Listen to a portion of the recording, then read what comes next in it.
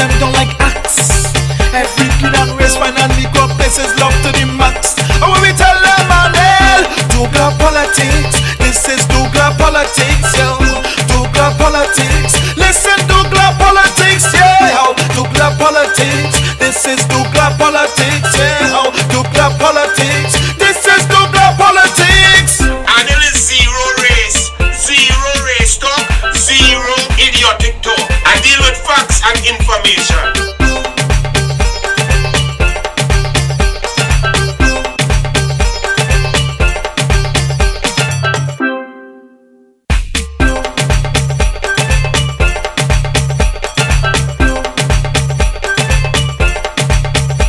Politics, we don't get no kicks.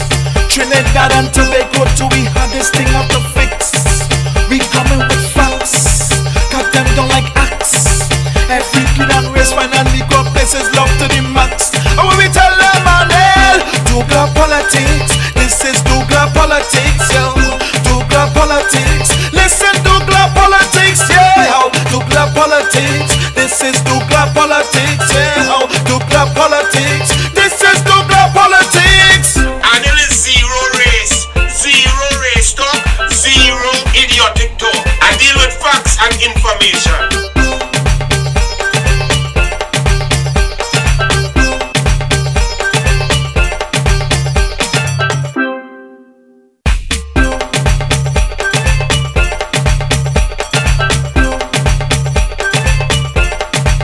Douglas politics, we don't get no kicks. Trinidad and Tobago till we had this thing out to fix. We coming with facts, cause them don't like acts. Every kid and race finally got places love to the max. And when we tell them Manel, Douglas politics, this is Douglas politics, yo. Douglas politics, listen Douglas politics, yeah. Douglas politics, this is Douglas politics, yeah. Douglas politics, this is Douglas politics. And it is zero race talk, zero idiotic talk. I deal with facts and information.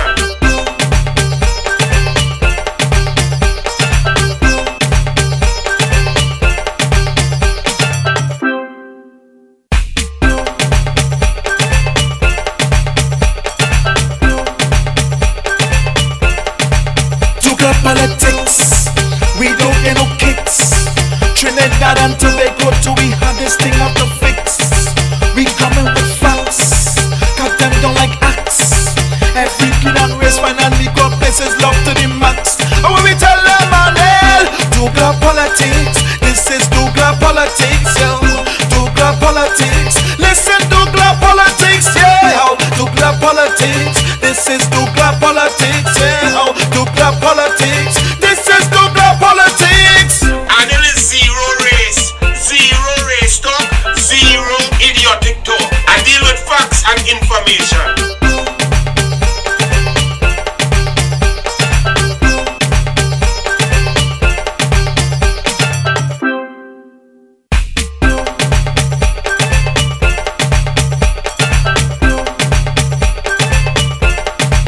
Douglas politics, we don't get no kicks. Trinidad and Tobago till we had this thing out to fix.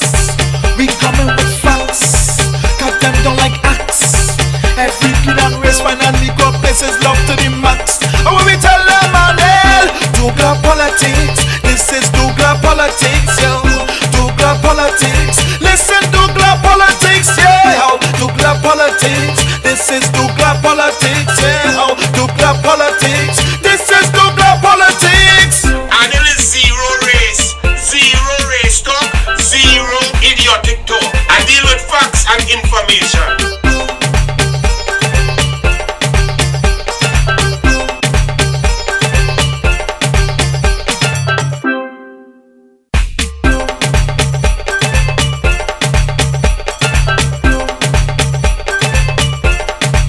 Douglas politics, we don't get no kicks. Trinidad and Tobago till we had this thing out to fix. We coming with facts, cause them don't like acts. Every kid and race finally got places love to the max. And when we tell them Manel, Douglas politics, this is Douglas politics, yo.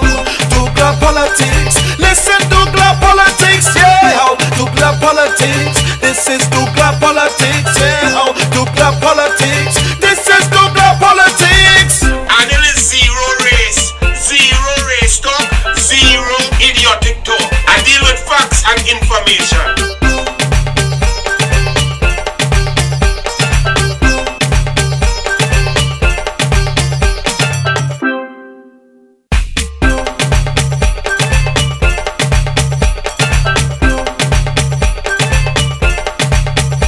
Politics, we don't get no kicks. Trinidad and Tobago till we have this thing out to fix. We coming with facts, got them don't like acts. Every kid and race, man and Negro places love to the max. And when we tell them, man, Douglas politics, this is Douglas politics, yo. Douglas politics, listen, Douglas politics, yeah. Oh, Douglas politics, this is Douglas politics, yeah. Oh, Douglas politics, this is Douglas politics. And it is zero race talk, zero idiotic talk. I deal with facts and information.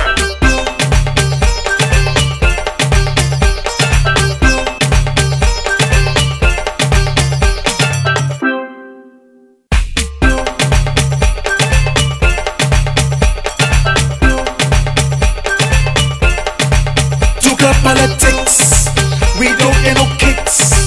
Trinidad and Tobago till we have this thing out to fix. We coming with facts, got them don't like acts. Every kid and race, man and Negro places love to the max. And when we tell them, man, Douglas politics, this is Douglas politics, yo. Douglas politics, listen, Douglas politics, yeah. Oh, Douglas politics, this is Douglas politics, yeah. Oh, Douglas politics, this is Douglas politics. And it is zero race talk, zero idiotic talk. I deal with facts and information.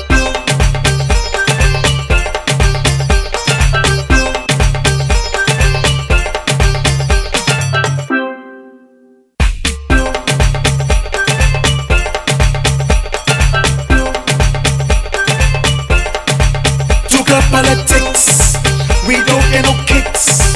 Trinidad and Tobago till we have this thing out to fix. We coming with facts, got them don't like acts. Every kid and race, man and Negro places love to the max. And when we tell them, man, Douglas politics, this is Douglas politics, yo. Douglas politics, listen, Douglas politics, yeah. Oh, Douglas politics, this is Douglas politics, yeah. Oh, Douglas politics, this is Douglas politics. And it is zero race talk, zero idiotic talk. I deal with facts and information.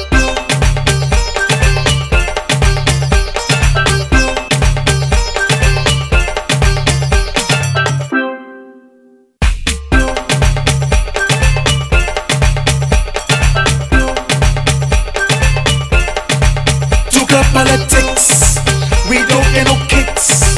Trinidad and Tobago till we have this thing out to fix. We coming with facts, got them don't like acts. Every kid and race, man and Negro places love to the max. And when we tell them, man, Douglas politics, this is Douglas politics, yo. Douglas politics, listen, Douglas politics, yeah. Oh, Douglas politics, this is Douglas politics, yeah. Oh, Douglas politics, this is Douglas politics. And it is zero race talk, zero idiotic talk. I deal with facts and information.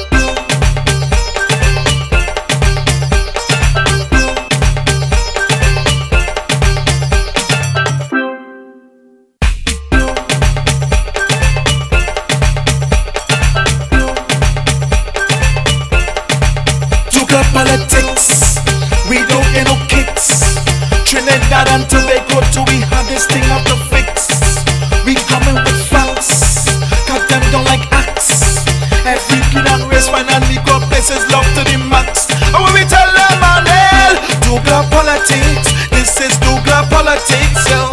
Douglas politics, listen, Douglas politics, yeah. Oh, Douglas politics, this is Douglas politics, yeah. Oh, Douglas politics, this is Douglas politics. And it is zero race talk, zero idiotic talk. I deal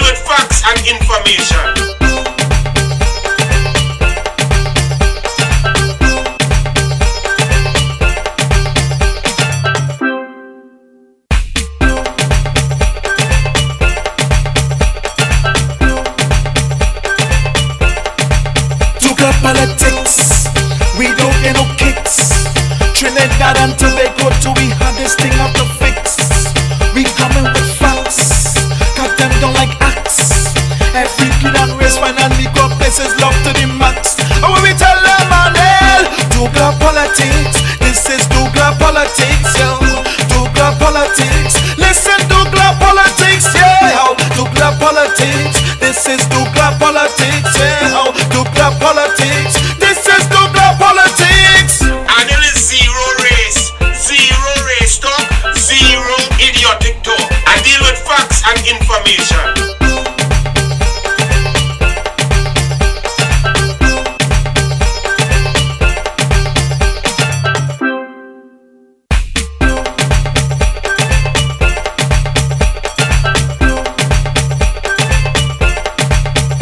Politics, we don't get no kicks. Trinidad and Tobago to we hardest thing of the fix. We coming with facts, got them don't like acts. Every kid and race finally got places love to the max. And when we tell them Manel, Douglas politics, this is Douglas politics, yo. Douglas politics, listen Douglas politics, yeah. Douglas politics, this is Douglas politics, yeah.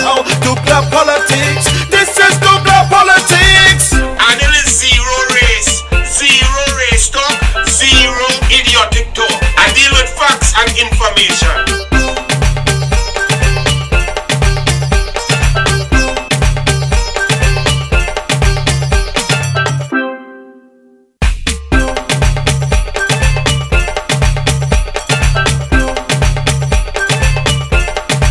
Douglas politics, we don't get no kicks. Trinidad and Tobago to we hardest thing of the fix. We coming with facts, got them don't like acts. Every kid and race finally got places love to the max. And when we tell them Manel, Douglas politics.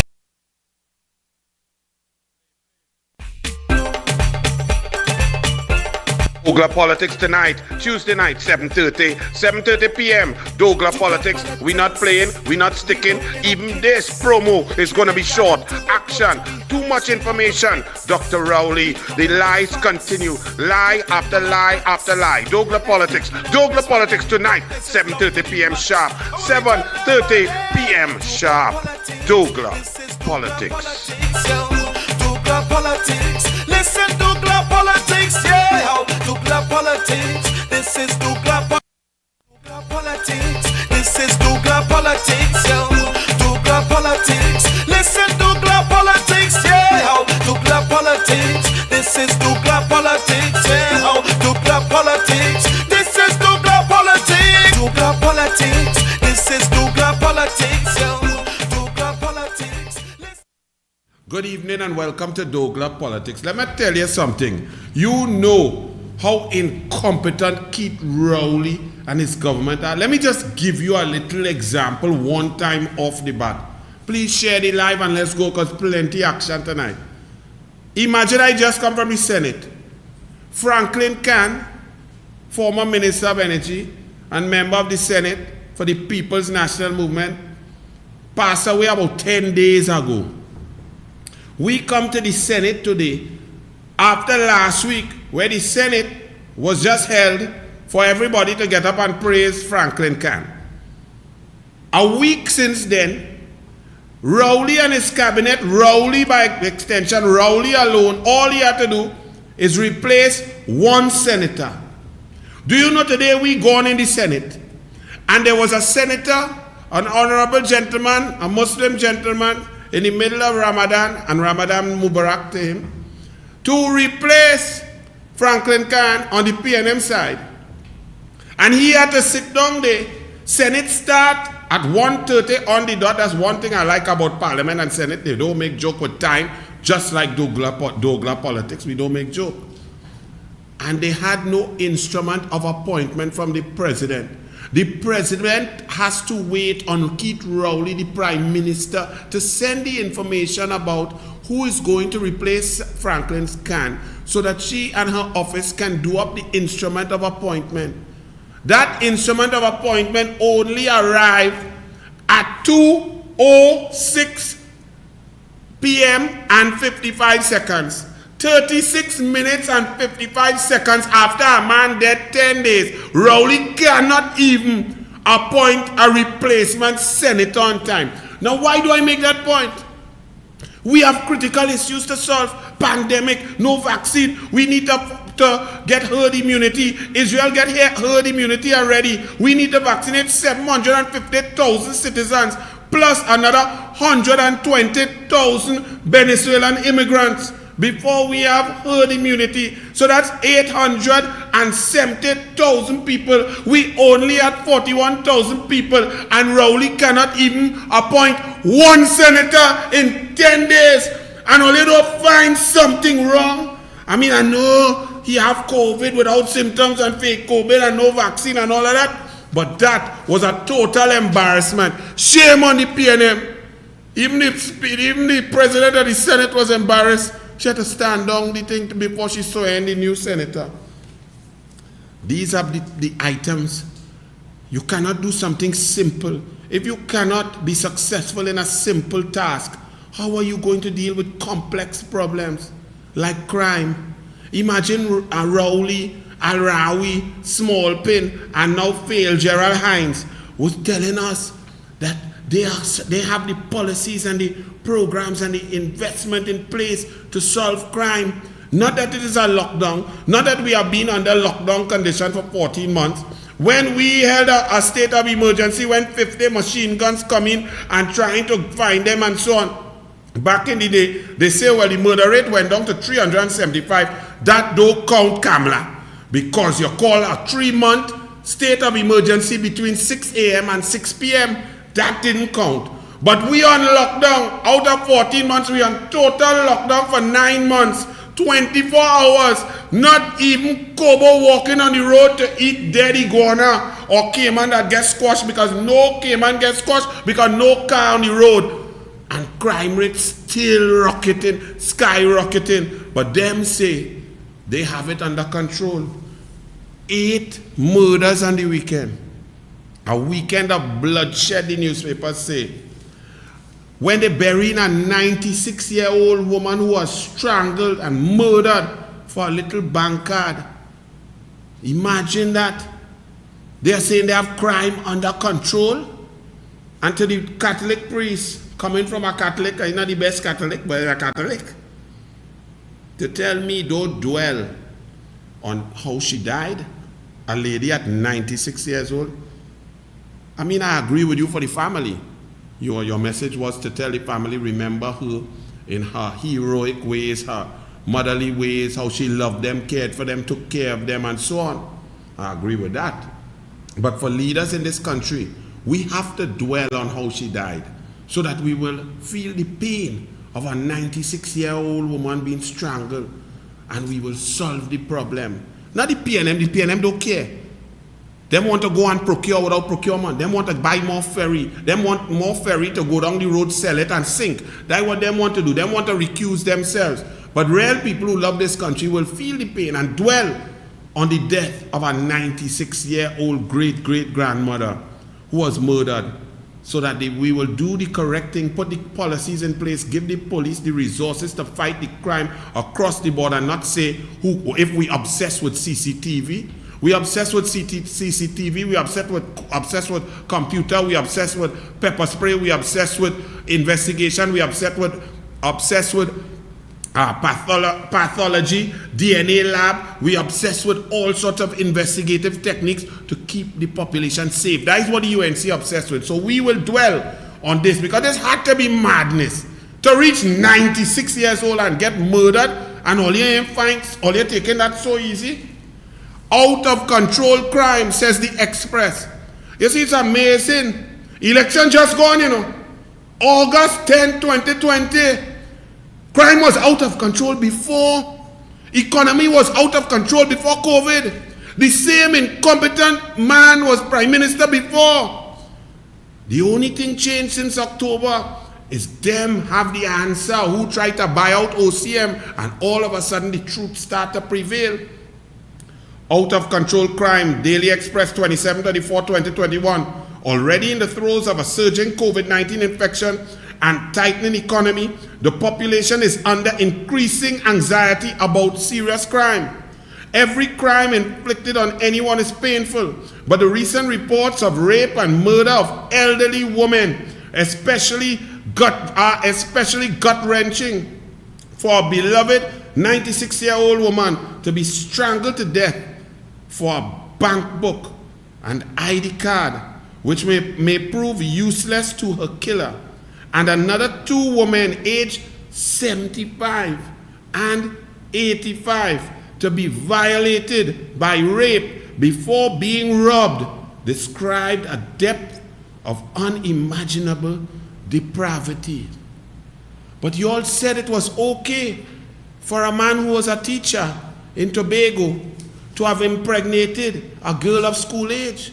And you all elevated him to the highest office in the land. And every time he speaks about the leader of the opposition, a woman who's held the highest offices and has had a sterling career in politics in a field that was male-dominated, holding the position of Attorney General, Minister of Education, leader of a major political party, Prime Minister of the country, all as a woman. You have a man who talks to her, tell her about drink she rum, geometry, disgusting talk every time. A man who talks about women in the parliament and about a man need to I can't even say it, to take care of a woman and shave down woman and like a golf course.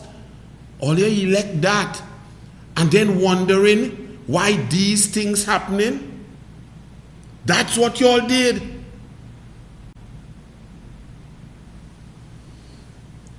And while we fighting to get traffic lights up and operational, people getting in accidents all across the country, police getting called, no equipment, no vehicle, they're not there at the traffic light intersections, even the police getting an accident and 4 people injured because traffic lights not working. Imagine the PNM. These are things that are run of the mill. That little children, if you put them in charge, you tell them, hey, pay this bill so that will work, they could do it. The PNM can't do that. And our children, our families, our loved ones are at risk on the highways and byways because traffic light are working. But you know what we police have time to do? We police don't have time to bring in man who killed 96-year-old granny. We police don't have time to direct traffic so we wouldn't crash into each other. We police don't have time to go and lock down the borders with the Defense Force and National Security and make sure that COVID are coming in with different strains. We don't have time for that. You know what we have time to do? Run it, Archie.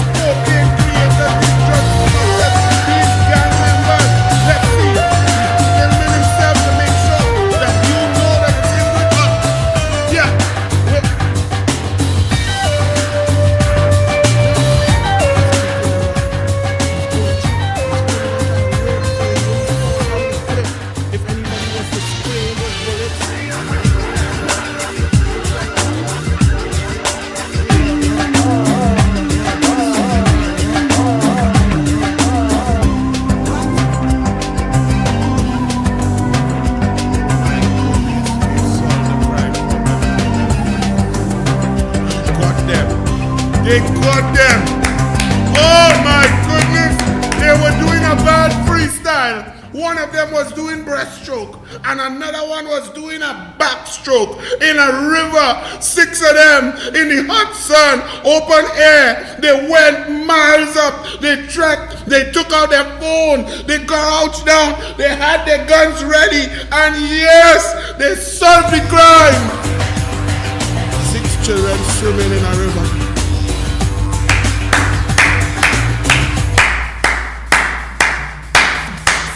Look at them. Oh my goodness.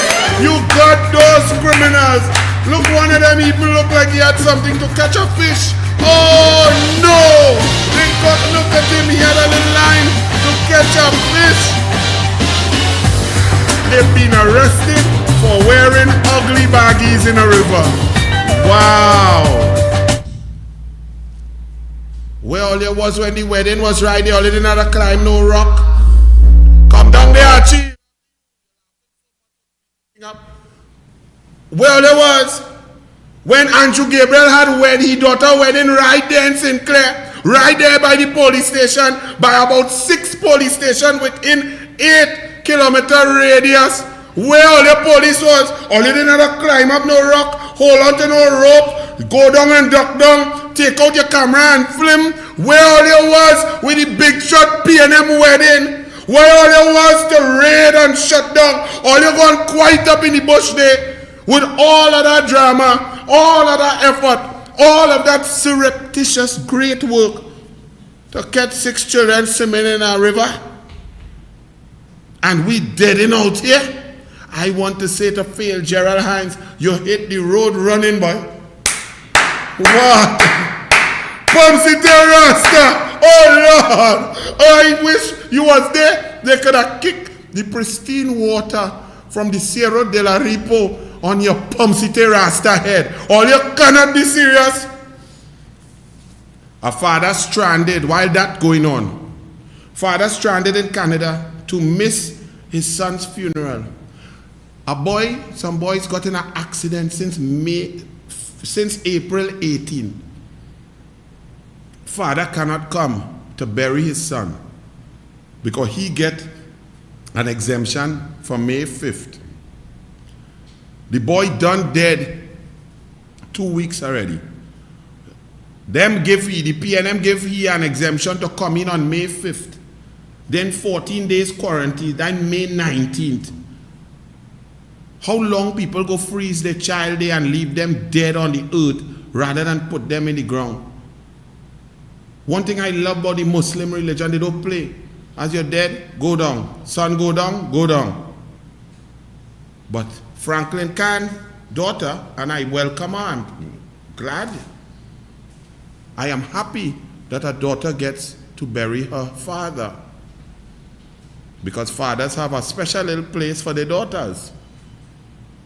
But I am saying, and the UNC is saying, this should be the norm for everybody.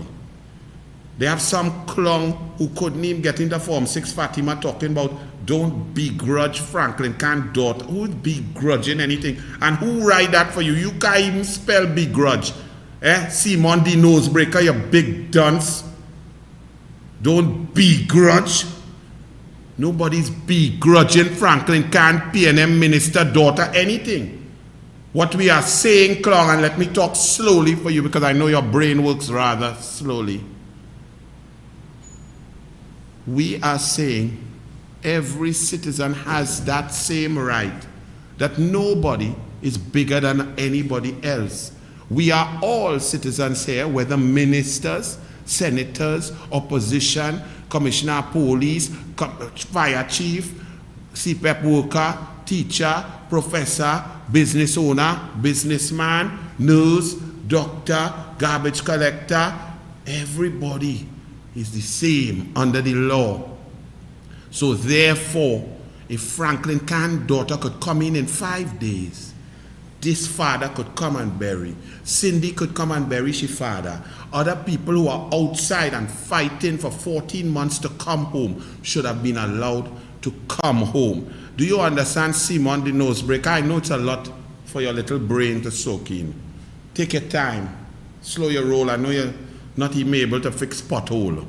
So it's difficult for you. I don't know where they find you. What garbage can they look under to scrape out dotishness? But they found you and put you there. And they say you is the great Diego Martin savior of the PNM. All the black people love you because you are a black man, Simon the nosebreaker, the dum-dum. Okay? So nobody begrudging anybody. Read your constitution. If you want, I can get somebody to read it for you. Okay, slowly. Just like the PNM. Trinidad and Tobago Express sinks. The TNT Express fast ferry, which was sold in February, I will add by the PNM, sunk yesterday off the Azores while en route to its new owners in Spain. The information was confirmed by international shipping reports and also by Works Minister Rohan Sinanan. He said he had seen reports on the sinking, but he said the vessel does not belong to TNT anymore since it was sold recently.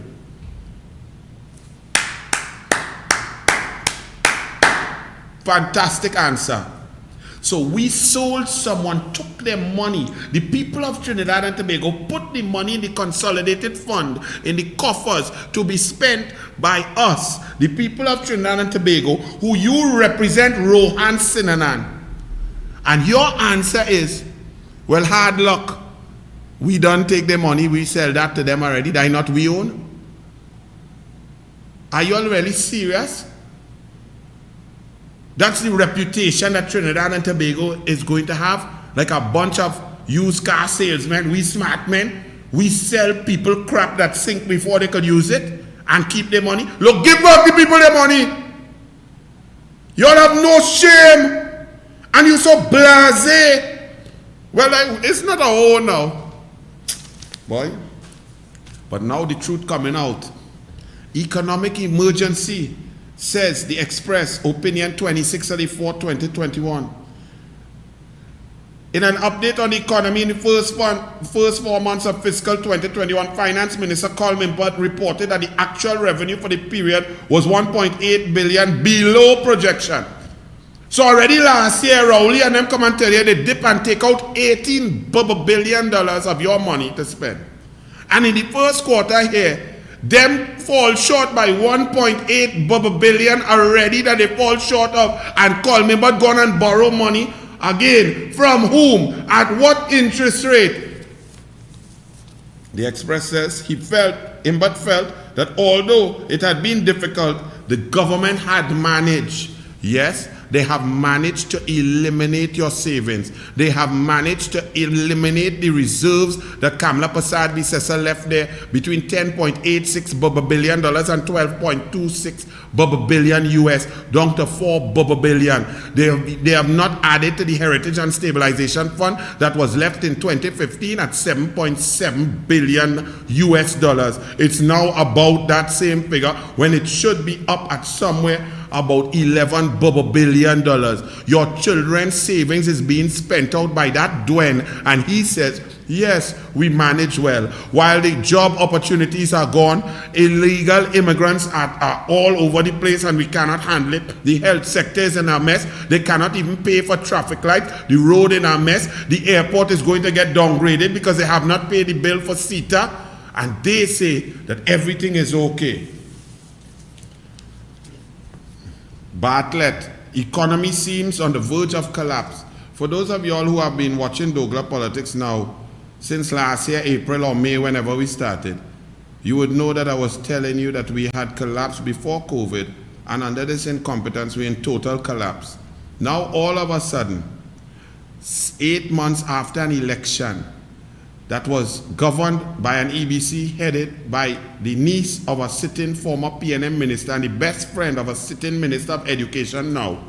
And you all say it was fair when in all the marginals, all the votes came out within 20 to 30 votes of the same 9,450. Where there were irregularities, 38 irregularities counted and seen. And the PNM so-called say they won a victory by 12,000 votes. 309,000 votes voted squarely for Kamla Persad-Bissessar. And now people are realizing Bartlett, economy seems on verge of collapse. On top of Dr. Hussein saying it, on top of Terence Farrell, on top of all the economists saying, we gone through. Terence Farrell was the head of the Economic Development Board in 2015 when Rowley win. 18 to 19 months later, he resigned because Rowley wasn't listening to him, but failed to tell us why, when, where, what, how. Because in his heart, he's more of a PNM than a Trinbagonian. Then when election come around, 3 years and 6 months later, he says, vote for Rowley, the same man who didn't listen to him and crashed the economy. And then when the election done, and the African Party win, and they celebrate, Party Afro, and a Dwayne, who is not African, and is an engineer who built a stadium that fall down in Grenada, built thing in Diego Martin that fall down, a total dunce clown, is the Minister of Finance, and crashes the economy. Now all you come to talk about what needs to be done. What needed to be done was that we should have gotten rid of Rowley and his bag of clowns, his bag of fools that he defines them as.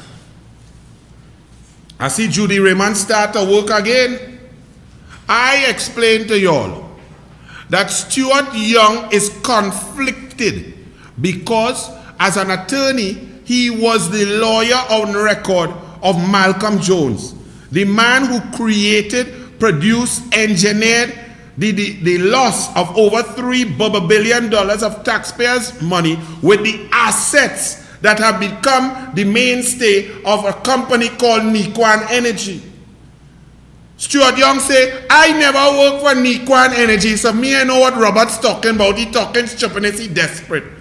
I never said you work for Nikwan Energy, dum-dum.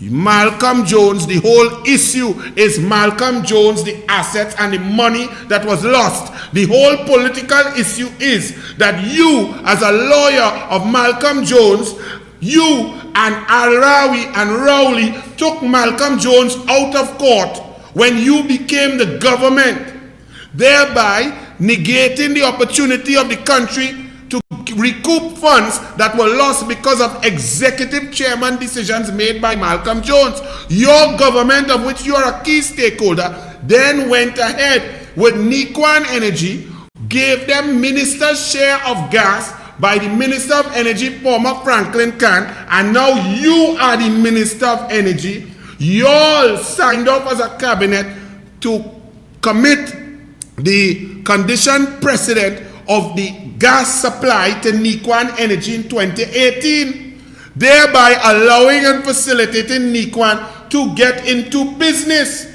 You have an interest through Malcolm Jones, through the PNM, and through the political perception of success with Nikwan that could ensure that you either stay in office or get out of office. You are conflicted thereby because of your interest in the original project, in the assets, and in what will be perceived as success or failure. And therefore, you are not the one to be involved with further taxpayer money, especially when there is a loan outstanding of 120 million US for Nikwan to Republic Bank.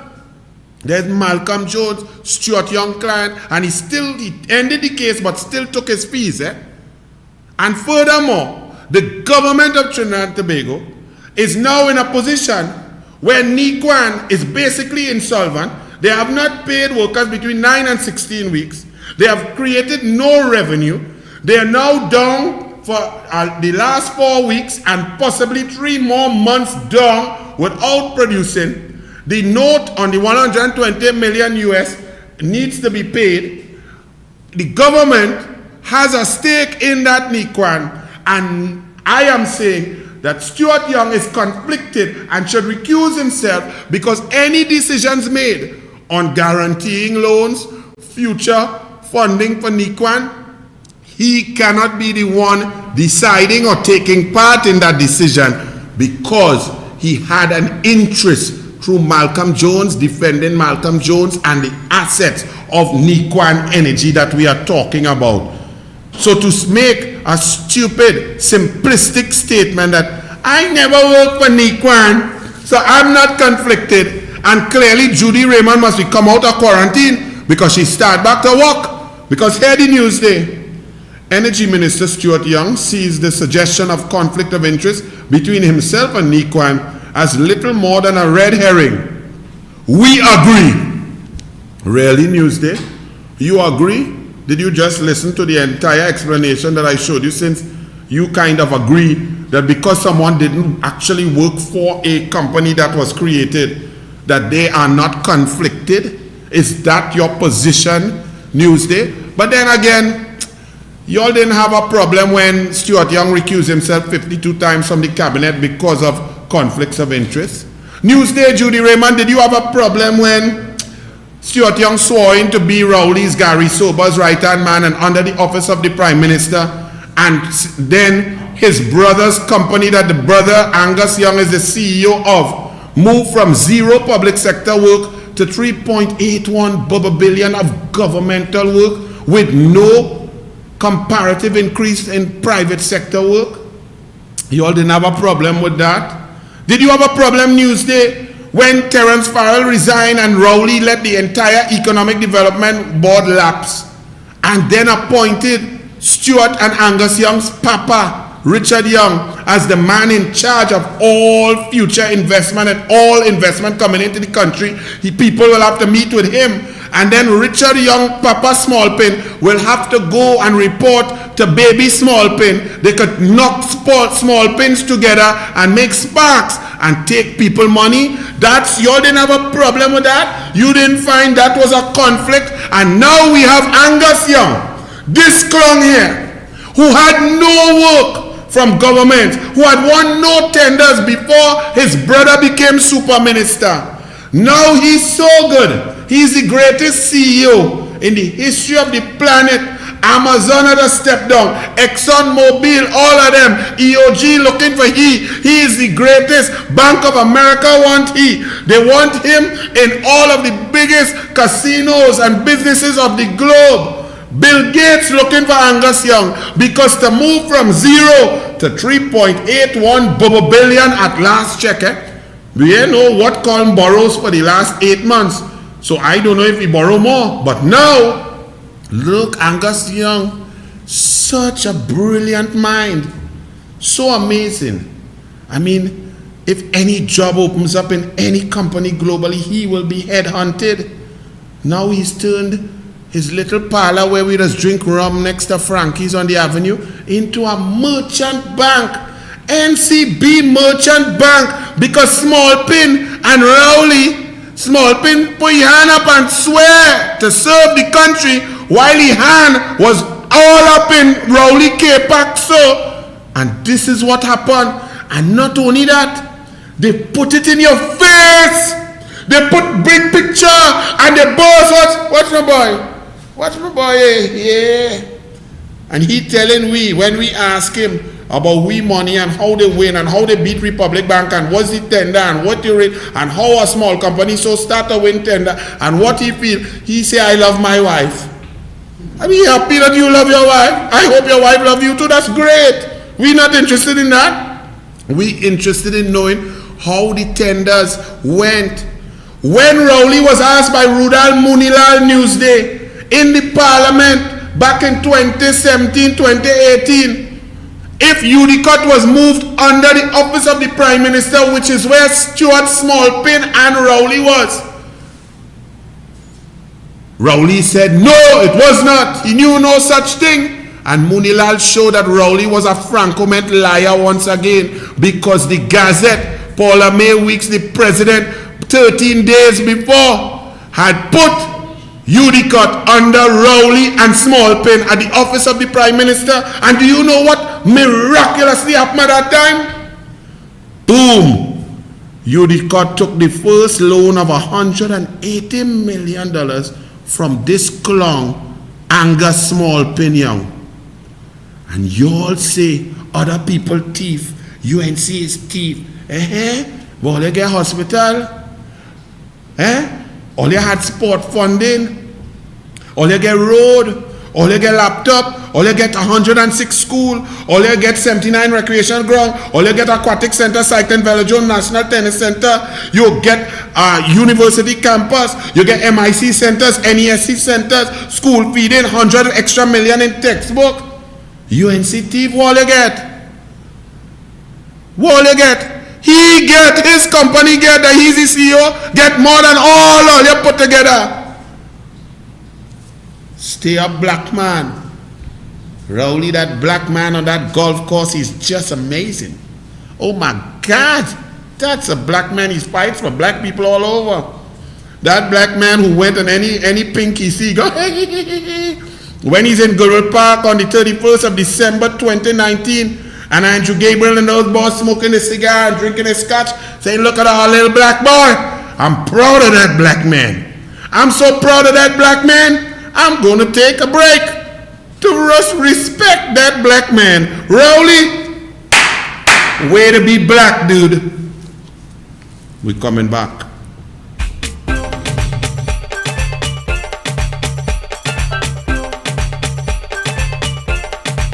Douglas politics, we don't get no kicks. Trinidad and Tobago do we have this thing out the fix. We coming with facts, cut them down like axe.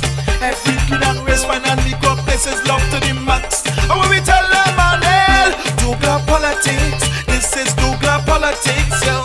Douglas politics, listen Douglas politics, yeah. Douglas politics, this is Douglas politics, yeah. Douglas politics, this is Douglas politics. And it is zero race talk, zero idiotic talk. I deal with facts and information.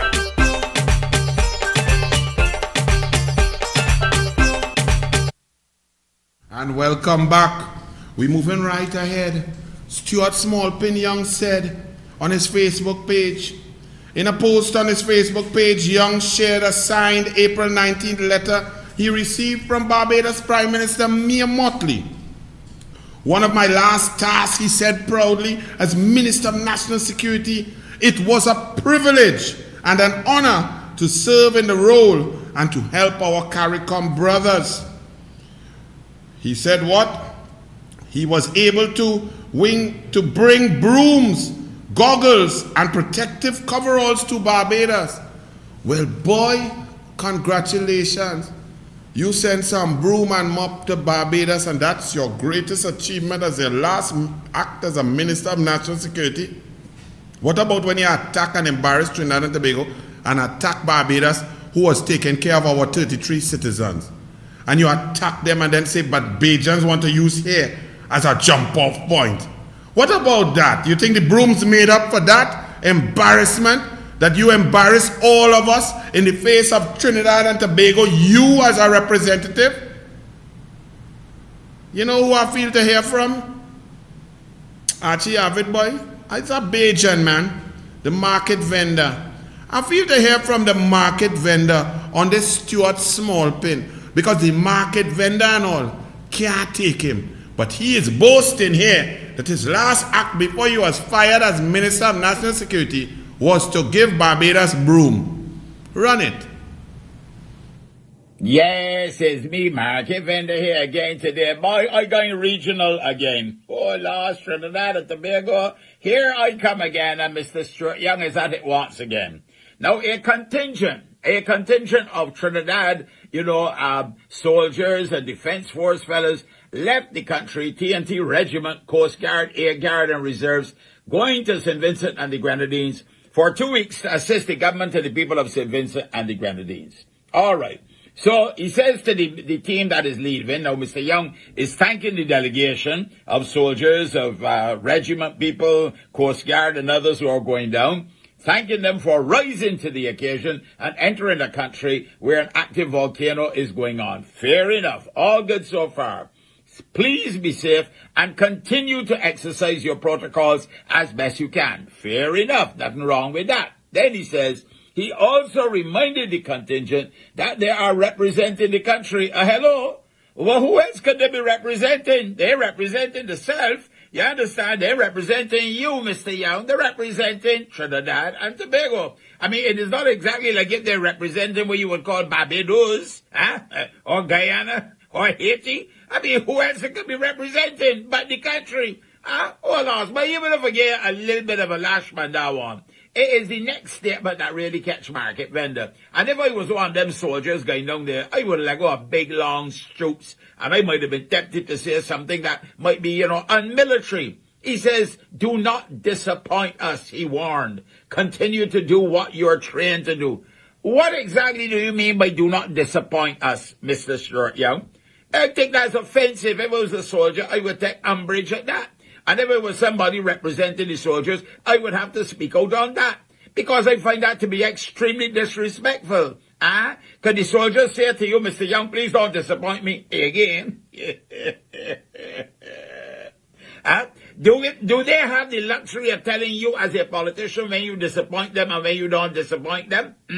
Don't we vote for y'all and then y'all just come and disappoint us? Don't y'all come and make a whole heap of promises that you don't keep, break the promises, go back on them, and sometimes introduce things that are even more draconian, and we don't have the right to tell y'all, do not disappoint us? But you going to look at some young, able-bodied men putting themselves and their lives at risk and at peril to go and help out sisters and brethren in another Caribbean country, and you going to tell them, please don't disappoint us? Or why you would feel that they would disappoint, Maybe because you was a disappointment yourself. I was only a Market Vendor, but I go for now. You have a blessed and a wonderful day. Market Vendor, I just have to say, call blimey, I agree every word you say there, Market Vendor. Stuart Smallpin Young, that's my point. You come from nowhere. Just because you represent Rowley when he was lying in the parliament on Emailgate, you feel you're some kind of superstar? You wasn't a good lawyer, you get licks in court right through. You lick some K-Pack and feel you some superstar? You're the worst at everything you do, boy.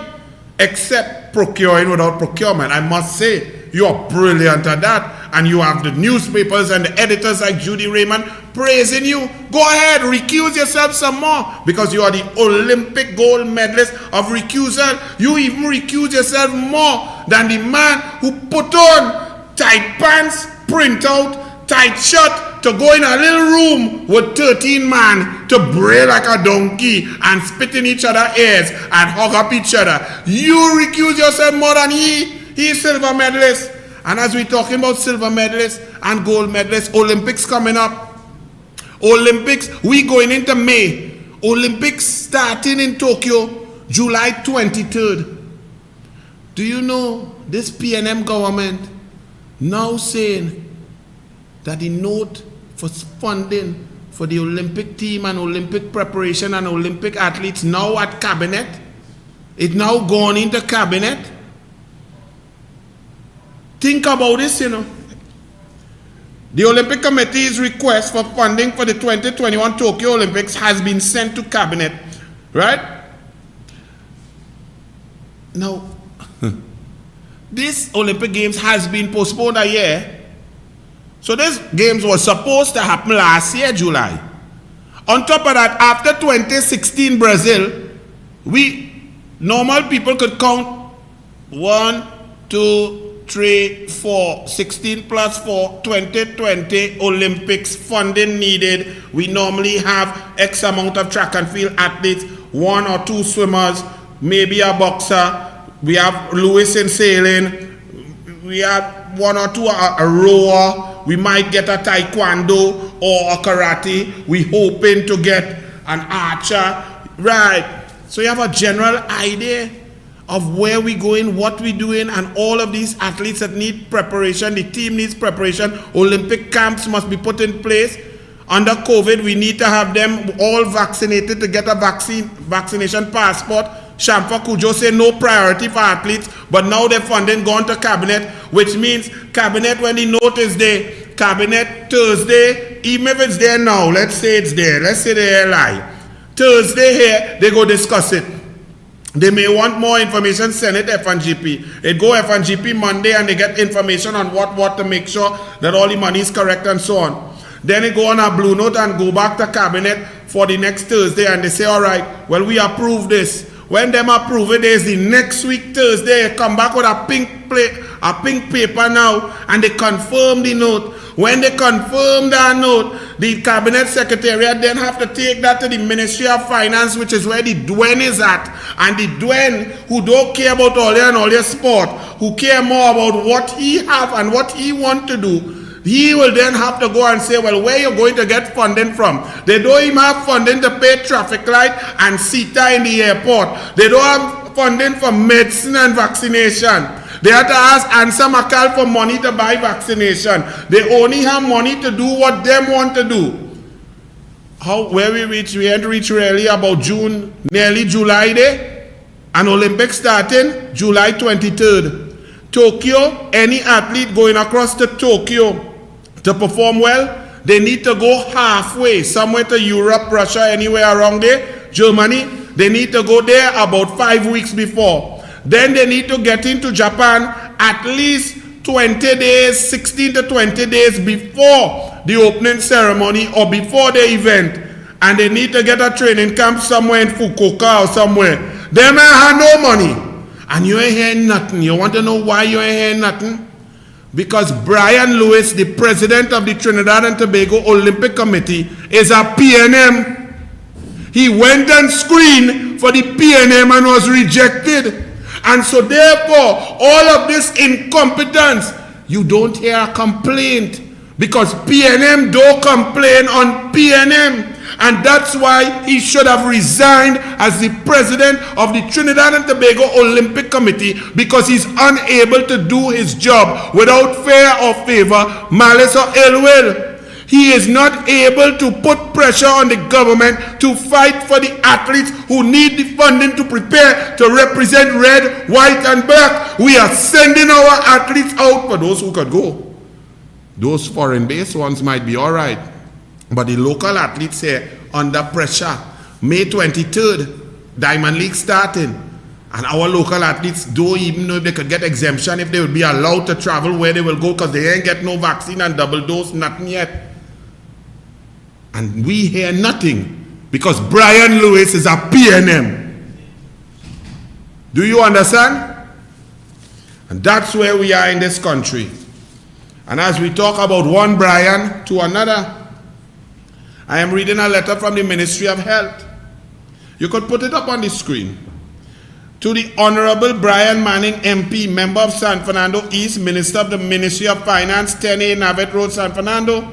Dear Minister Manning, request for CMO approval of health protocols for NBFTT National Team Selection Basketball Training.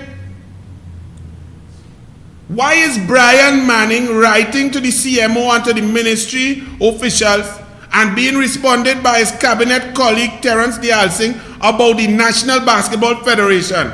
Is he a member of parliament of the PNM in the National Parliament, or is he a member of the executive of the NBFTT? Now keep in mind, this is not a letter of recommendation, you know. This is not stapled on to an official letter from the NBFTT asking certain things, and Brian Manning saying, well, as MP, I recommend this. Furthermore, how many of these letters has Brian Manning written on behalf of all the sporting organizations in Trinidad and Tobago? And what national team is being selected? A three-a-side national team? My information is that there is no international competition requiring a national team to play any three-a-side basketball. So what is this national selection for? And then, again, on Thursday 22nd, over 75 people were at Maloney Indoor, and somebody in the Basketball Federation is waving around a Member of Parliament letter and a Ministry of Health letter signed by Terence Dialsing, colleague to colleague, to allow people to break COVID and breach COVID regulations. 75 people in one indoor area playing contact sport, many without masks, for a sustained period of 3 or 4 hours. But yet the rest of the country cannot play cricket. The cricket board wrote for approval and get blanked by the same Terence Dialsing. But they didn't have a Brian Manning letter. They didn't have that. Volleyball wrote and get blank. Football wrote and get blank. Only the national team could train, and even the national team could not even host the game here. So how come this is going on? And I hear tonight again that they're running it again. And how come if it's a national selection? I am a national coach. We don't in any sport, I'm a former minister of sport, we don't charge athletes who want to represent red, white, and black. We don't charge them money to enter a national selection trials. Furthermore, if it's a national selection trials, we don't pay officials like it's a tournament and accept fees. We don't do that. So what is really going on? What is the policy? Because the regulations say no sport, no recreation, only national teams in preparation for competition. Terence Dialsing and Brian Manning, please tell us what three-a-side competition in basketball the National Basketball Federation is picking a national team for. Please answer these questions, because all you was listening to the conference, Rudal Munilal and Anil was on the UNC opposition conference, press conference on Sunday, and Brian Manning, looking there, was paying attention, very close attention, but when the media WhatsApp your question to answer question, you ain't respond. Why you ain't respond? Why is this a hole in here? Terence Dialsing, Minister of Health of Trinidad and Tobago, not Minister of Health of your brethren them. You see, these men do not even understand the position that they hold. They do not understand the Constitution. They do not understand their work. They do not understand their job. This is madness. Brian Manning, answer your phone. The media calling you. Convent girl, they're calling you. You're mad, yes? Minister of Education, the best friend of the head of the EBC, Nancy Scope, Dr. Diane Gadsby Dolly. Minister, 1,100 means test applications received for computers or for laptop for devices. Just last week I told you all that she said 30 in a joint select committee, 35,650 children do not have devices, do not have tablets, laptops, devices to log on to go to school. 35,000. That's what she said, no? And now she says, well, 1,100 have applied to qualify for the means test. So the PNM is not only doing bursaries from scholarship to bursaries, they are trying to determine who them want to give laptops, tablets, and so on. Just like them want to do, who want to give permission to play sport and breach regulations and do what they want under COVID-19 with 151 cases today and 9 of the Brazilian variant. That's what they want to do. That is the PNM way. They get into government to do as they please, and you do as they say, and they send police up in Blanchisseuse on a 2-kilometer trek with gun and boots and camera to go and lock up 6 children swimming in a river. But 1,100 children or 1,100 people apply to get devices, even though there's a need for 35,600. The PNM does not even understand that the people most in need do not apply for stuff because they most likely are not even aware that they need to apply.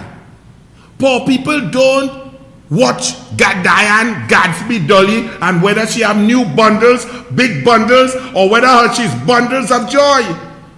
That is why under Kamala Prasad Bisesa and Glenn Ramadas Singh, there was something called direct impact. Poor people don't waste $10 a day on newspaper to see advertisement. They don't have TV to go and watch. They're out there struggling to survive, struggling to eat. So where are they going to get a form or know that they have to get a form to fill out to do a means test? Y'all are so out of touch. That's why everything is in a complete, total mess. See tragedy. A boat with 25 Venezuelans capsizes. A boatload of Venezuelan migrants is feared dead after a vessel capsized on Thursday, plunging more than 25 people into the high seas. A news report from Delta Amacuro said the boat was bound for Trinidad and Tobago. Think carefully now. Think about what it would take to get on a little pirogue in the dark of night to venture to a place unknown where you don't speak the language. But things are so bad where you are. But you've received messages that others have taken the risk and are making a living. Not thriving, but making something to survive. And you weigh your odds and you put your children and yourself on a vessel to cross the open sea. At some points, 800, 900 feet deep, to go across to one of 81 known points, porous points of the borders of Trinidad and Tobago. But you've received messages from friends, family, and so on who have made it across because the government that exists cannot protect the borders. They can keep citizens out. They can be arrogant and tell you don't begrudge others in the PNM when you cannot bury your father. They can tell you all sorts of things. They can come in the parliament and talk with the most disgusting, arrogant. There is nothing worse than an arrogant goat. You know, you could understand somebody, Muhammad Ali, that wasn't arrogance. That was superb confidence because it was backed up with brilliance. You could see Usain Bolt. Not arrogance, brilliance, confidence. But the man who come dead last and Usain Bolt finish the race, go on inside, take a bath, take off his drawers and change his clothes, and you still finishing the race, you come out to talk to the media like you's a big Sawati. That's what the PNM does. Total goats, total failures, but talking down to you like they are some kind of thing. Me, you know what? But people take that risk because they know there is reward to come across. Look at that. Those are human beings risking their lives. And not only that, just about 2 months ago, there was a tragedy. And 20 or something people, Venezuelans, died. So those people there who were coming across and the boat capsized again, they knew full well the risk because they knew that their countrymen had tried and died. Yet they got in the boat. Why? Because of the risk and reward. They know it's easy. They have people, so many thousands here who are coming every day, hundreds and hundreds, who made it. Because the borders are porous. Because the PNM is incompetent. Because they are making it through. Nobody's against human beings. But if you are a competent government who understands that citizens of Venezuela are looking to survive, you would have systems in place. Refugee status, safe passage, camp setup, testing, immigration, records, passport check, qualification, job opportunities. You will have it done in a managed way. Not people just come in and you don't even know. And during a pandemic. And then you have the entire citizens locked down, shut down, broke down, no work, economy collapse. And COVID, you say, floating in on Kobo flying across and sprinkling COVID because you won't admit. And then you have people in the media pretending that we have not said for the longest time in the United National Congress that the PNM is incompetent, that the Coast Guard vessels are not being utilized. They're not buying diesel. The army has not been utilized and spread out across the border to close off any weak points. There are no immigration and customs. There is no swabbing. There are no health officials. There are no helicopters. No air guard. But you're trying to fight a pandemic. And all of us here locked down. And Kobo sprinkling on we ball head because of PNM stupidity. And y'all think it's funny? Look, I went out fishing this Saturday again. I showed all you last week. I went out again. And let me show you what happened since all you don't feel. Run it, man. It have volume. A little red fish, a little ancho. But look, all of your Coast Guard vessels parked up in the same spot. I guess if any illegal immigrants come over that hill near the army base, Coast Guard base, they will catch them. But they are moving nowhere to go and protect anyway. So small pin, Pomsite Rasta, same thing. Well done, brilliant. 5 cases of the Brazilian variant. Where it come from? Kobo drop it on we?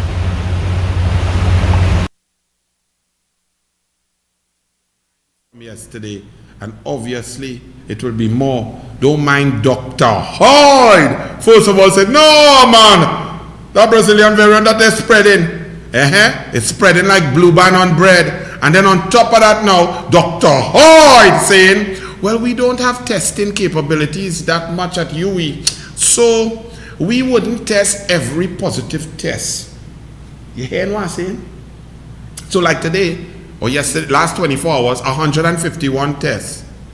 Dr. Hyde is saying in Trinidad and Tobago, we don't have the capacity to test that 151 tests for the variant, which is very critical knowledge, science of what is what, where is what, and who and where, in order to contact trace, lock down, and prevent the spread of that more infectious Brazilian thing. Here, Dr. Hyde, no, we'll just do random tests. So let's say out of the 151 positive tests that they had in the last 24 hours, they choose 11. They choose number 3. They choose number 36. They say, oh, random, let's take number 142 and number 71. And they test that, and that will tell you whether it have Brazilian strain or not. Are you all really confident in that nonsense? That could never make sense. We are fighting a war that we lost with only Uzi. The Brazilian variant come now with rocket launcher, and we fighting just as if it was Uzi and 9mm, and y'all find that makes sense. Great is the PNM. Let's vote on who black and who Indian, not who bright and who smart and who will get the job done. Nah, that's not important. And then now, after all this, you then have the convent girl, the entire PNM battalion. They could only find this genius, this medical wizard, to put as a minister of health in a pandemic never before seen in the history of Trinidad and Tobago. The only man that they could put to lead the charge to save our lives could not pass a pharmacological exam. Talks with a little accent to make us think he's bright, but we all know that he's a complete dunce. Has made more gaffes than anybody in the history of pandemic warfare. Whether it is, wear a mask, don't wear a mask, do this, the dog and all put on the mask and watching he, like, who are you? Let's hear what the convent girl said today in the Senate. Listen carefully, because last week they were saying, nah man, Brazilian. They didn't want to answer where the Brazilian come from. They thought it was Zico, Serginho, Eder, whoever they thought it was, Ronaldinho, Rivaldo. But the virus reached. How it reached? Well, let's say a convent girl, Archie, run him. Good afternoon, colleagues. To the Minister of Health, can the Minister identify the ways in which the recently discovered COVID-19 variants would have entered the country. And viruses in general will get into any country because of people movement. Once people move, the virus moves with them. Once people interact, the virus jumps from person to person. In the case of this particular question, the P1 variant, it would have come in to Trinidad and Tobago by people entering Trinidad and Tobago. Thank you very much. Senator Richards. Thank you, Minister, for the response. Given the Ministry of National Security has closed borders 13 months ago, has the Ministry identified other possibilities of methods of the virus entering the country? Minister. So the method remains the same. Persons entering the country by whatever means. Senator Richards. Can the Minister indicate if the Venezuelan migrant population has been ruled out as a possible entry source? All possibilities, and I can say, and we have said it publicly, the first case of the P1 variant was found in a Venezuelan migrant. Next question. Archie, rewind that, you know. Rewind that. And also listen to the tone of arrogance in the face of abject incompetence, stupidity, being caught lying, and all that the UNC and Kamla and all of us have been saying from the onset. You are locking down, you are keeping citizens out, you are oppressing citizens, but the borders are porous. Therefore, we will not win any war. We will suffer the economic collapse, and COVID will kill us. This man, who just a few days ago said things like, there is no truth to that, we only have one Venezuelan in a hospital. I had to come here and explain to y'all, one, that most people who get COVID-19 don't get no symptoms. They are asymptomatic. They get it and they move normal. So you don't need to go in no hospital, number one. That's 8 out of 10. Secondly, these are illegal immigrants. Anytime you illegal anywhere in a country, like all our we Trinis who outside in the States, you don't go nowhere official, because official mean you go get catch and deported. So a Venezuelan who gets sick is not going to voluntarily go to public health system and so on. They will buckle down home or do their work, and therefore it will spread. But the point was always that you are saying that you lock down citizens, over 9,000 citizens still locked down outside, suffering, people suffering, their properties being damaged and pillaged. They cannot bury the dead. But we were telling you, the UNC was telling you all the time, the borders are porous, the borders are porous, the borders are porous, the COVID is coming in, the COVID is coming in, the lockdown makes no sense, you're suffering people, we will die from COVID and we will die from starvation. So said, so done. And now, today in the Senate, listen to this arrogant dunce, and you're telling me you will vote for that? What in God's name will make you vote for stupidity, make you vote for arrogance, make you vote for lies, make you vote for this clown? What really and truly? Please explain to me, my beloved people. Run and listen to this man. To the Minister of Health, can the Minister identify the ways in which the recently discovered COVID-19 variants would have entered the country? And viruses in general will get into any country because of people movement.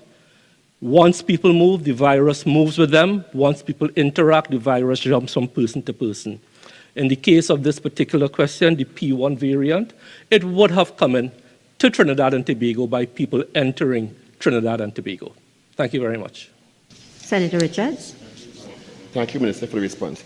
Given the Ministry of National Security has closed borders 13 months ago, has the Ministry identified other possibilities of methods of the virus entering the country? Minister. So the method remains the same. Persons entering the country by whatever means. Senator Richards. Can the Minister indicate if the Venezuelan migrant population has been ruled out as a possible entry source? All possibilities, and I can say, and we have said it publicly, the first case of the P1 variant was found in a Venezuelan migrant. Next question, And it doesn't stop there, no. Because Dr. Avery Hines, I'm not sure what kind of human being you are, but let me read some of the stuff that you have said. Dr. Avery Hines yesterday said, and I quote, that contact tracing among the cases has not yet shown any connections, and the ministry would update the population. The variant was first identified in a non-national out of the Nariva-Mayaro region, right? So non-national out of the Nariva-Mayaro region, says Dr. Avery Hines. Hines noted that the cases represent a mix of nationals and non-nationals. Follow me carefully, you know.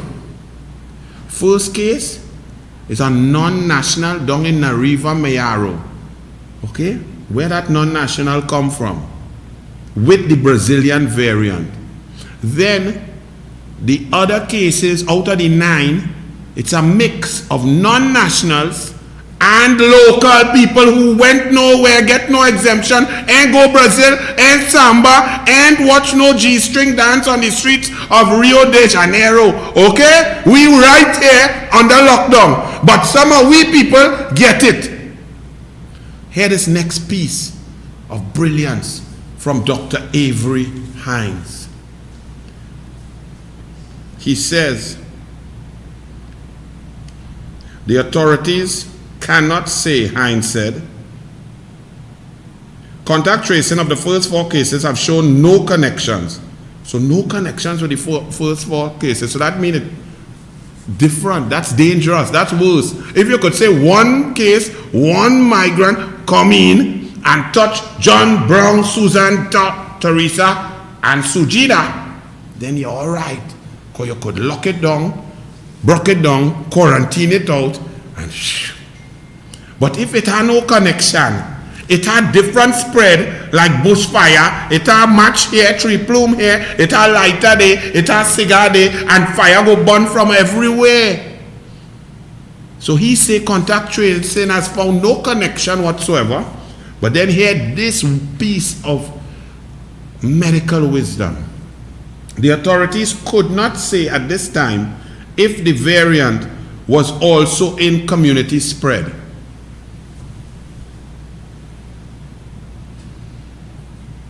A Brazilian variant coming into the country through illegal means, illegal migrants through the porous borders, because they didn't come through the airport, no, it come through no legal means. Illegal immigrant come with Brazilian variant. Trini nationals who went nowhere have the variant. Dr. Hines saying no proof that it spread.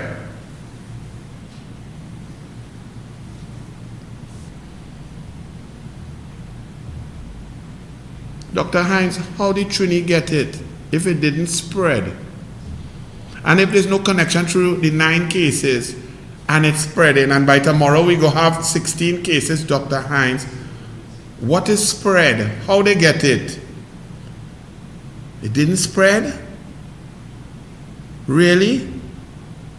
Dr. Hines, let me ask you something. What it is they have for you? What it is you want so? You don't think that all your colleagues are looking at you and they're in amazement at how dishonest you are being? How ridiculous, what nonsense you're talking? You don't think that all your professional colleagues that have studied and understand the science are listening to you and going, what? So what it is, what them have for you? You want to be Minister of Health or something? What are you thinking? But if you become Minister of Health, the population don't have no trust in you. You've lost your credibility. What you want to do? Go in private? Who coming by you? Nobody. You're making yourself a total clown. I can't understand. Are you a professional, sir? Really? And you please? You know, that remind me, Vishnu boy, when I was Minister of Sport. My big daughter was small, she's now 22, she was about 12 at that time. Baddest tennis player, girls player in the country, 12 and under. So good, she was in the top 3 in under 14. In fact, she beat everybody in under 14 at least once. As the Minister of Sport, the Tennis Federation pick a national team of under 14 girls to play a little junior tournament. They never call my daughter. They never invite she. They never tell she, well, it might have a national team. They never say it have a screening. They never say it have a tournament to come and play. Them just pick a team and leave she out. When we see it in the papers and thing, her mother tell her and so on, and she come to me, she say, Daddy, what's this? I say, well, my dear, it's clearly unfair because you've beaten all those girls who have gotten the honor to wear red, white, and black. However, your papa is the Minister of Sport, so we forget that, leave that, let me go and train, it's our other competition. That's how you operate as a professional. While it was wrong, but you cannot. You leave it, it's our other thing. As a coach, as a professional, as a minister, that's what you have to do. You are a professional doctor. What are you saying? First you said the variant can't spread. I watched it, I said, but what this man saying? Now it's spreading, no connection. First case, illegal immigrant, foreigner. It spread a mix of foreign and locals. Locals ain't gone nowhere to catch nothing. You come to tell me no evidence that it spread, that they have community spread? Dr. Hines, play some more of Convent Girl from last week. And all they play, don't say the Douglas makeup thing, you know.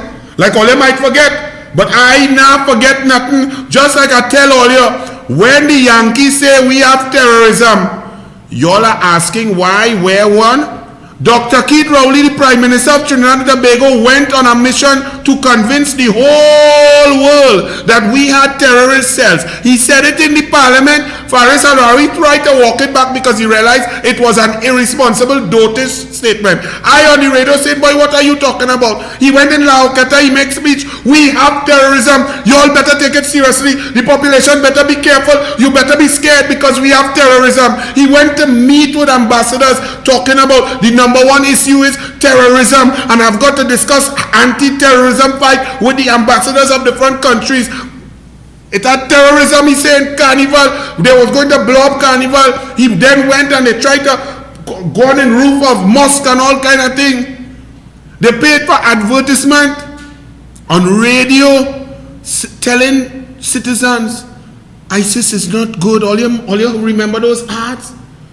Who in God's name? Obama and them had terrorist acts, people killed, people blown up and all kind of thing. You never hear them telling people we had terrorism. All you be careful, take it serious, you know. All you be careful, They handle the thing with intelligence quietly because they don't want to sully the reputation of their country, because they want people to come quietly. They will keep people safe. We had a Prime Minister advertising Trinidad and Tobago as a terrorist cell, as a terrorist bloc, as a terrorist country. And now he's shocked.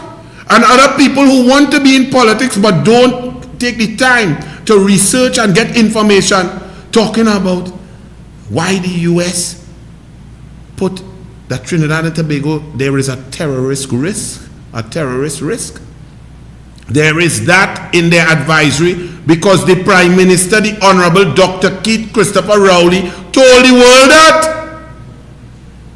You all think it's a game. I keep telling you, when a Prime Minister speaks clearly, cogently, and the world don't know that he's a dishonest email gate liar. The world don't know that gravel roll from a hospital to somewhere by he. The world don't know he had a sheep farm without approval and without EIA and CEC. The world don't know he lie on Patrick Manning. The world don't know he give approval for he brethren them to go up. So the world don't know that. The world not stupid like we to put he there. The world don't know that when he was a teacher, he impregnated a girl of school age and ignored the child for 44 years. The world don't know that. All the world know, he is the Prime Minister of the Republic of Trinidad and Tobago. So when he talk, they listen. So he told the world that we are a terrorist cell, we are a terrorist country, our citizens need to take it seriously. And now y'all are shocked when the US advisory, which had it before, still has us as a terrorism, watch out for terrorism. And some wannabe politicians who don't know that just coming up to attack the UNC and the opposition without information. If all you want to be in politics, take your time, read, learn, and stop talking a set of nonsense, please. Please, you're embarrassing yourself. Run the thing now. Let me hear Convan Girl and them from last week or earlier this week. All you run it. Positives, but you would look at getting representative samples of the 1 in how many ever, 1 in 10, 1 in 20, 1 in something of the positives to get an idea of the distribution across geographic and other lines so that we get an idea of where these cases may be popping up, even though you may not test every single individual. So it isn't necessary, it isn't absolutely essential that every single positive be tested in order to get an idea of how established the variant may be. There are other sampling methodologies and strategies that would be employed to make the best use of resources while still getting the best and most useful information on geographic distribution. So within the capacity that we currently have, we continue to do that, and as additional capacity becomes available, then that testing will be quote-unquote ramped up. Now,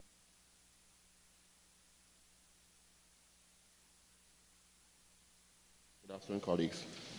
To the Minister of Health, can the Minister identify the ways in which the recently discovered COVID-19 variants would have entered the country? And viruses in general will get into any country because of people movement. Once people move, the virus moves with them. Once people interact, the virus jumps from person to person. In the case of this particular question, the P1 variant, it would have come in to Trinidad and Tobago by people entering Trinidad and Tobago. Thank you very much. Senator Richards. Thank you, Minister, for the response. Given the Ministry of National Security has closed borders 13 months ago, has the Ministry identified other possibilities of methods of the virus entering the country? Minister. So the method remains the same. Persons entering the country by whatever means. Senator Richards. Can the Minister indicate if the Venezuelan migrant population has been ruled out as a possible entry source? All possibilities, and I can say, and we have said it publicly, the first case of the P1 variant was found in a Venezuelan migrant. In our beds, we have one Venezuelan in a hospital bed. So I think it's really unfortunate where we try to link the spike in cases to Venezuelans when the facts and the evidence simply do not lead us to make that conclusion.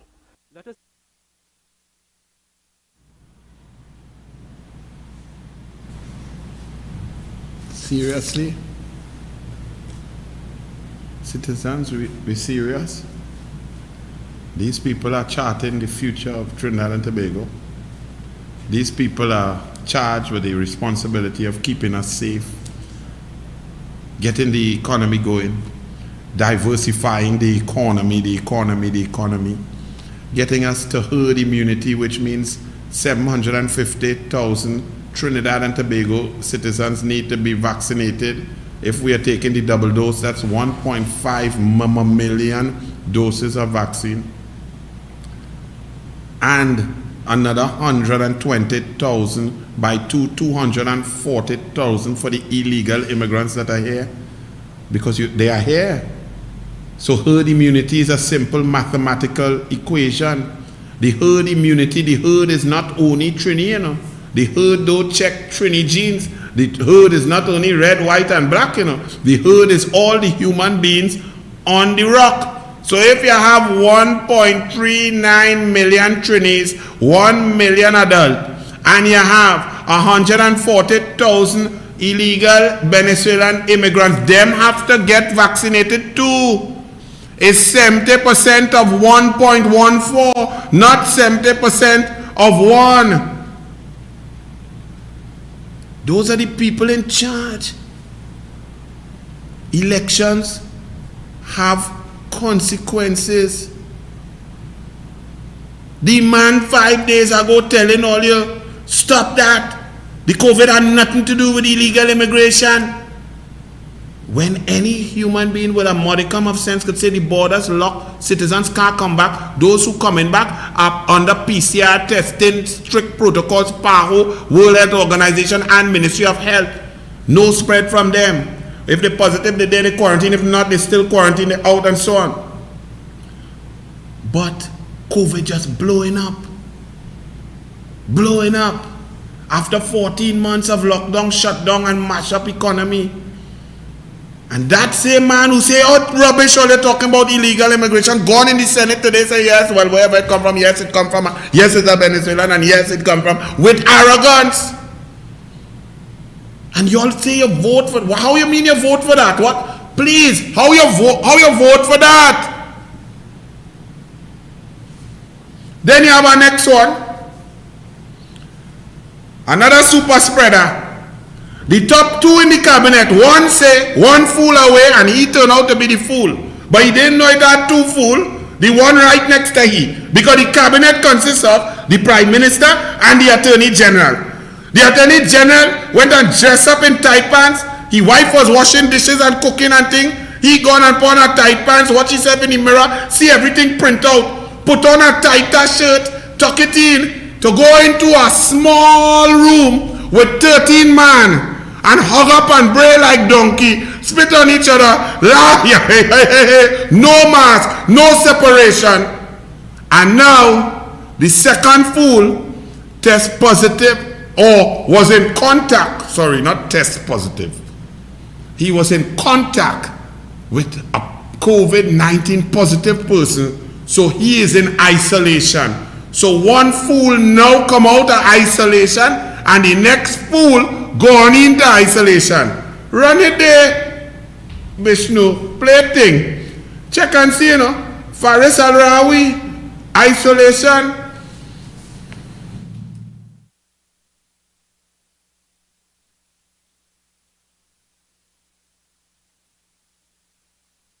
When Joanne Panson went up to Miami,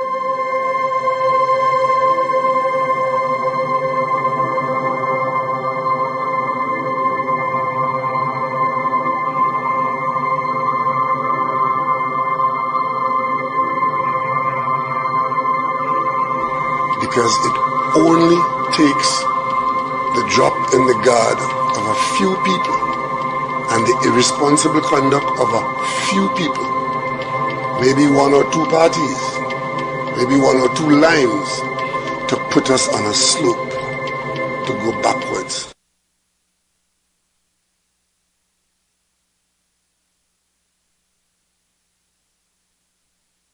Yes. Now, to all my great, rich, wealthy citizens who friendly with Andrew Gabriel and who may have been, as we don't know who was in the wedding, but there were over 200 to 240 people who were so irresponsible, selfish, unpatriotic, and disgusting that while the rest of the country was being buffed and told to shut down, stay down, lock down, while our children just gone for a little river bath and police gone like it's a secret Escobar raid in the hills of Colombia, y'all went and dress up, buy fancy gown for $10,000, buy high heel, pedicure, manicure, fake eyelash, put in hair, eyebrows done, laser out, and went in Andrew Gabriel, the PNM Rowley's brethren daughter wedding in a pandemic. Was Faris there? I don't know. I wasn't there. Me see a picture, a video, a social media, a post, me see a Instagram, me see two girls on top of a man jeep in the wedding, me see nothing. So asking all you bright sparks, the big rich Sawatis who feel that because Rowley is the brethren, the law don't apply to all you, and the rest of we go catch we tail. But all you can do what you want. to the rich clowns who went in Andrew Gabriel wedding. Isolate all your flipping self, because if that tight pants strong man, the lawbreaker at night, the lawmaker in the day, was there, all you better watch out, because the science says that that was within that 14-day period. And if you all want to believe when he got contact, and all you don't want to be safe and go and give all your granny and all your tanty and all your nene COVID-19 and let them dead, well, all you go ahead. But let the Douglas advise all your rich, unpatriotic, disgusting human beings who went in that wedding in a pandemic. Quarantine all yourself, If he was there, I don't know if Choco Tight Pants was there. I don't know. I know that Alexander, isolate yourself. Voice, take care of your voice, get hoarse. Isolate all yourself, because all you was with the lawbreaker. All you thought it was funny to take a man who does make law to suffer people during the day, to break the law at night, for him to bray like a donkey, hee-haw, hee-haw. And now the whole country on lockdown, COVID spreading, and them blaming other people. Faris al dance a tight pants, a hug up man, a bray like a donkey. Stay in your isolation, Mr. Super Spreader. So the two top men in the cabinet happen to be two super spreaders, and all you vote for that? All you dip all your finger for that? I don't even know where to go again. Here's a editorial, Understanding the Spike, Newsday editorial. While the government has been keen to flood its press conferences with the chosen statistics about the location of the spread of the disease, it has offered little to explain that increased spread. It's notable that the most effective contact tracing systems were deployed by countries that had extensive public surveillance, access to forensic details on credit card, and use of smartphone location data. Did we have anything of that? Any sort of technology like that to contact trace? But we were number one, and you all believe that, and you all went and vote for this bag of incompetent duns. Come on, man. Those countries that did well matched robust contact tracing with early testing. Did we at any point in this 14-month war have early testing, fast testing, predictive testing? Did we have? For 4 months we was at 3,865 tests for a population of 1.39 million people. And they were discussing flattening the curve that didn't exist. Do you all remember that? But them could tell we anything, and like all of we just believe it. Testing in which 11 tagged to a disturbing degree. Should the public simply take for granted that the closures and restrictions imposed are informed by an understanding of known infection vectors revealed by data and investigation? Or is the government simply moving to shut down the most obvious examples of group congregation? So the Newsday, like Judy Raymond, really in quarantine, boy. Whoever writing these editorials for the last 2, 3 days, 4 days for the Newsday, oh Lord, I don't know. They better protect you, because when Judy Raymond come out from that quarantine, me I know who spread it on she. But she went in quarantine because the Newsday making sense. They basically saying everywhere getting shut down.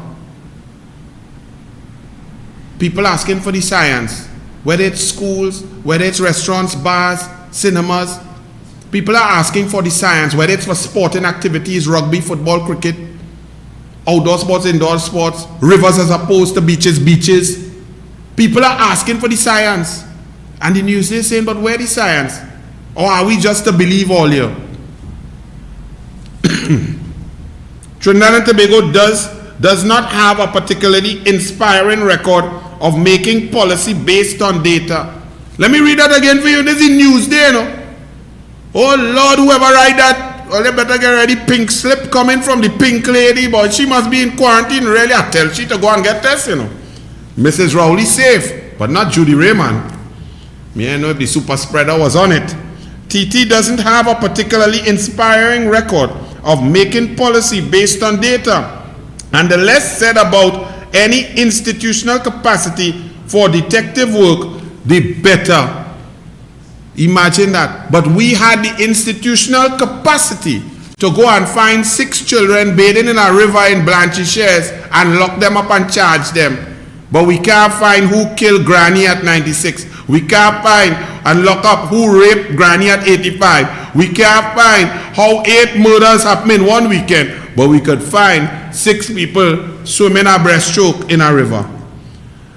And just to let you all know, when these people are lying to you and playing games with your life, when there were 8 deaths from March, April 2020 till about end of July 2020, they were telling you that we only had 8 deaths, even though there was an article by Mark Bassan that had said between January and April, the numbers of people dying from respiratory ailments and so on, which is chest and so on, had gone up by 398 cases.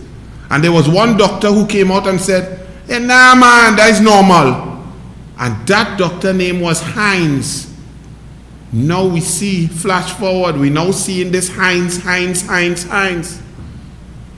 But let me just give you all this last tidbit of information. Régimen reportó 1,142 nuevos contagios de COVID-19. In Venezuela, yesterday, they recorded with their limited testing, limited availability of science, limited drugs, limited chemicals, and the lying dictator Maduro, they detected 1,142 positive cases in Venezuela yesterday. 1,142. And you all want to know where the COVID coming from? Where the Brazilian variant coming from? And then the convent girl admit today in the Senate that it coming from human beings, wherever they come from. Well, they ain't come from Trinis coming through repatriation, through the system of quarantine and testing. So it coming through the porous borders, now admitted 14 months. And you all don't find they should resign. You all don't find that's enough. You all don't find that's enough lies. You all don't find that 162 deaths, 154 deaths between August 1st and now is on them hands. You all don't find so? You all think it's funny? Okay, my people. Venezuela registered 1,142 new COVID-19 infections in the last 24 hours. With this balance, the total figure stands at 190,523 as reported up to the last Friday. 190,000 positive cases right there. And they're coming across hundreds, P-Rug, Icarus, Cedrus, no Coast Guard, no Air Guard, no helicopter, no radar, no bands, no night patrols, no army camps down on the Western Peninsula. And you all don't think that that is incompetence of the gravest order? Second round of vaccine doses to start on June 7th. And here Dr. Avery Hines. Everywhere else in the world they tell you, well, with the AstraZeneca, the second dose should be 10 weeks, it's perfect, 10 to 12 weeks, perfection. Because them get vaccine that going to expire. Here Dr. Avery Hines. Well, World Health Organization recommends an interval of 8 to 12 weeks. All of a sudden it's 8 to 12 weeks. All the time we know 10 to 12 weeks. Dr. Hines come now and tell me 8 weeks because the vaccine them get expiring in 8 weeks. Brilliant.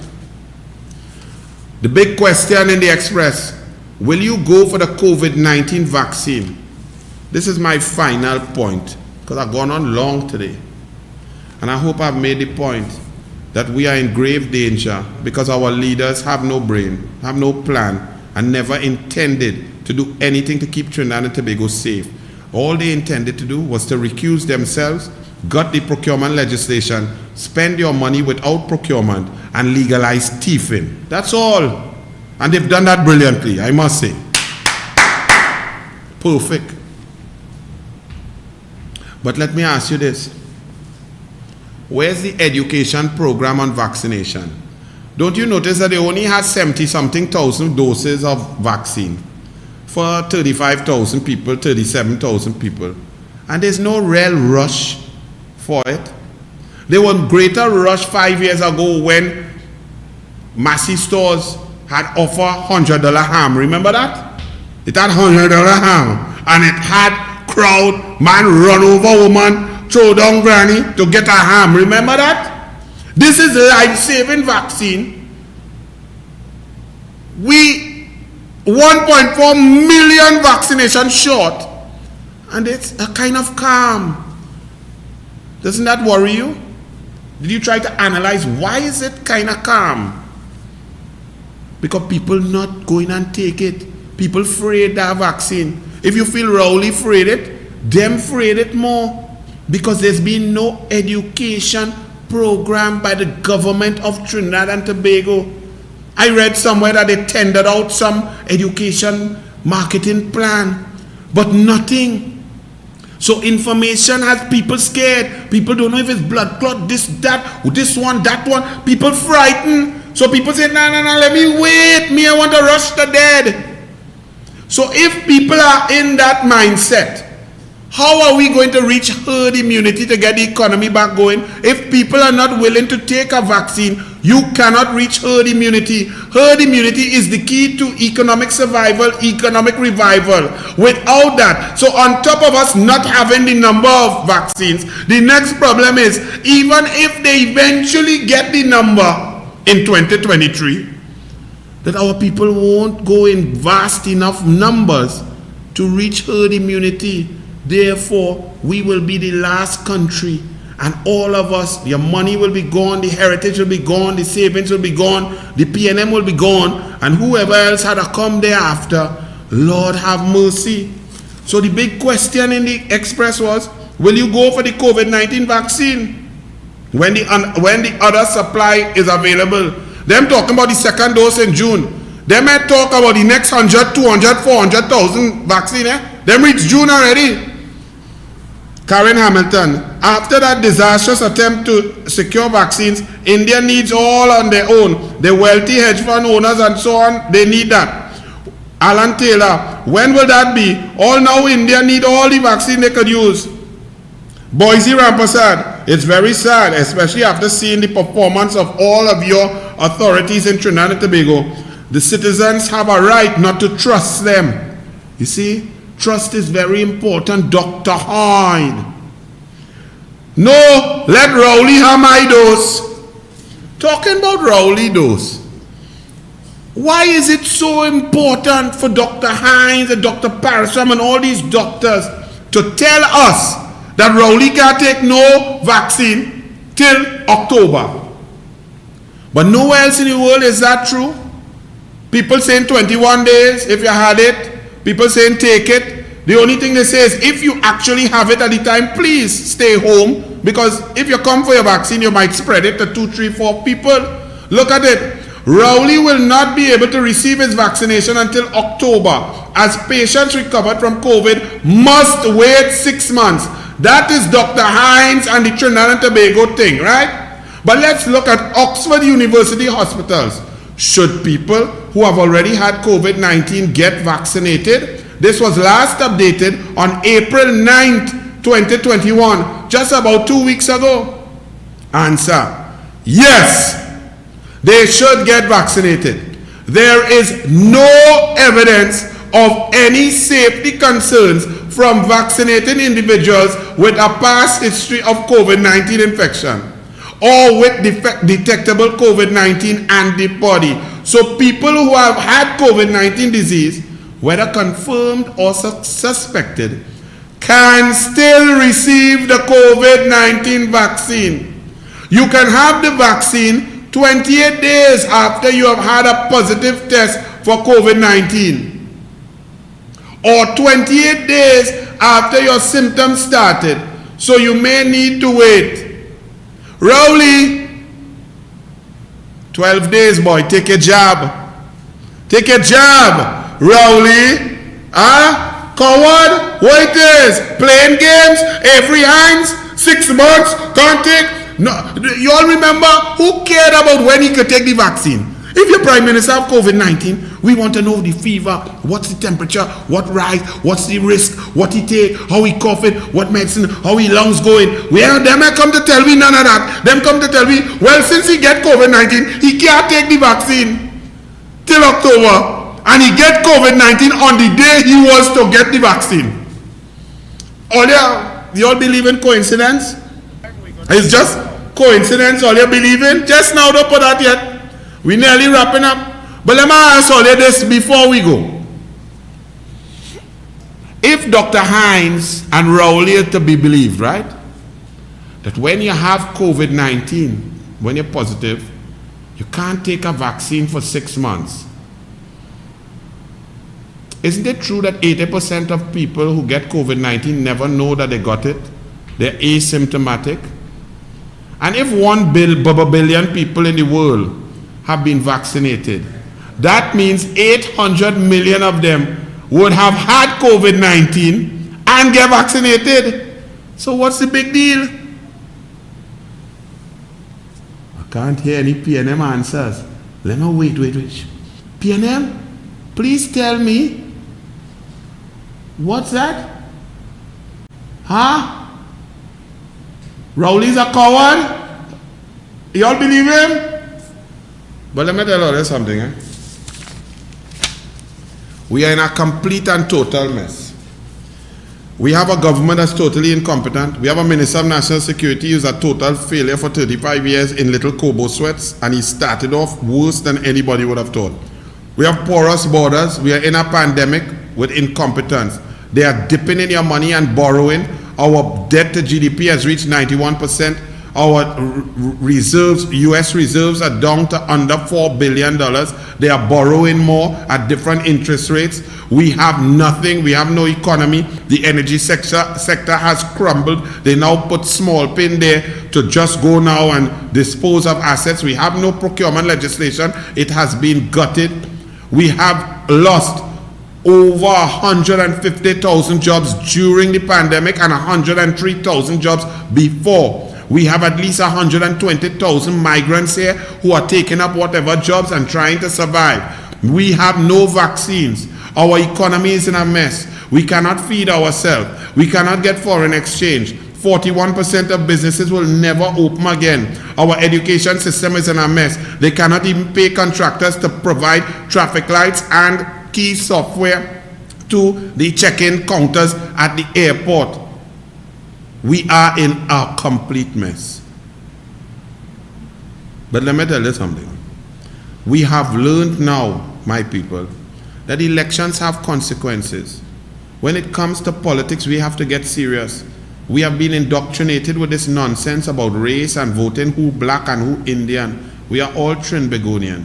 We have to vote for the best candidates who are put forward, who could run a Ministry of Health, who could run a Ministry of Sport, who could run a Ministry of Culture, who could run a Ministry of Education, who could run a Ministry of Science and Tertiary Education, who could run a Ministry of Labor and protect labor, who could run a Ministry of Energy, not a lawyer.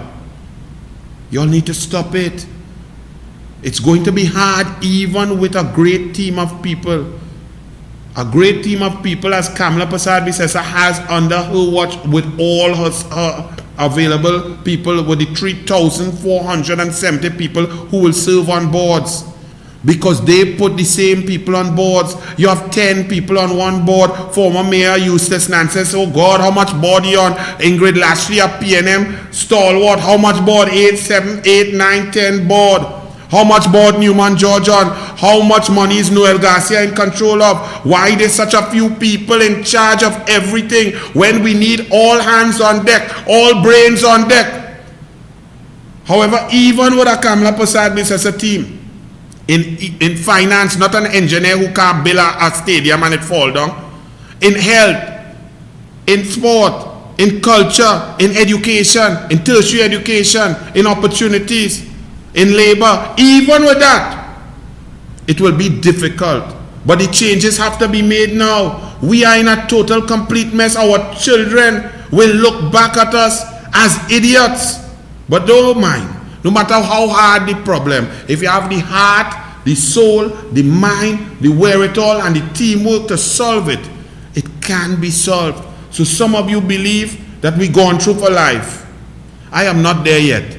I think if we get rid of this bag of lying duns and we put intelligent people who have the heart and soul and care about others to try and solve problems, we can solve it. Because I will show you, when I went fishing the other day, the bait was swimming so good that this pelican picked up my bait. But look what happened. Ali was there, the captain, and he's taking the hook out of the mouth. Put up the volume. And the bird, is he injured? Come on, yes, brother. come on, go. Come on, he's like the economy is like Trinidad and Tobago, and there he goes. Yeah. With care, with love, with heart, protection, we got him back up in the air. If you all don't understand, the bait was behind the boat, we trolling, he gone down to pick up the bait, and the hook take him. I had to reel him in slowly, carefully, and then the skipper held him gently, took out the hook.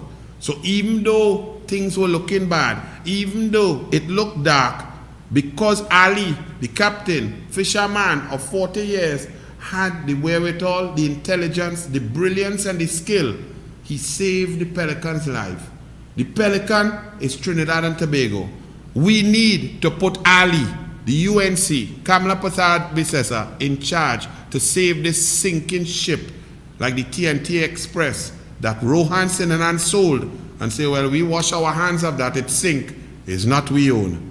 Douglas Politics, I'm tired, I'm done. I hope you got the information. Thank you for paying attention.